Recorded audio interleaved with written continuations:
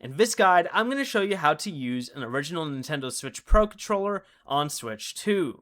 This is Miguel from Just Boz, and before we get into this guide, make sure to like the video and subscribe to the channel with all notifications on for more content like this. It really does help out the channel and we'd greatly appreciate it. If you have any questions, just ask them down in the comment section below. I'm going to be doing my best to reply to every single comment down there. The original Switch Pro controller is compatible with Switch 2 and can be connected either wirelessly or through USB. For wireless pairing, go to the controllers option within the main menu, right here, and select Change Grip and Order. Next, press and hold the Sync button on the top of the Pro controller for at least 1 second. Once the player lights stay on, the controller is paired and ready to use.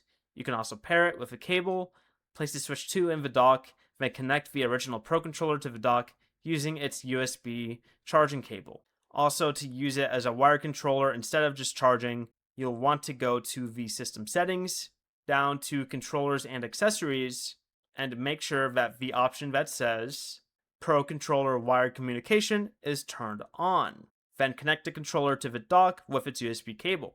Keep in mind that the original Pro controller does not have Switch 2 features like the C button or GL and GR back button. Before you leave, remember to like the video and subscribe to the channel with all notifications on for more content like this. It really does help out the channel and we'd greatly appreciate it. And if you did have any questions, just ask them down in the comment section below. I'm going to be doing my best to reply to every single comment down there. Peace.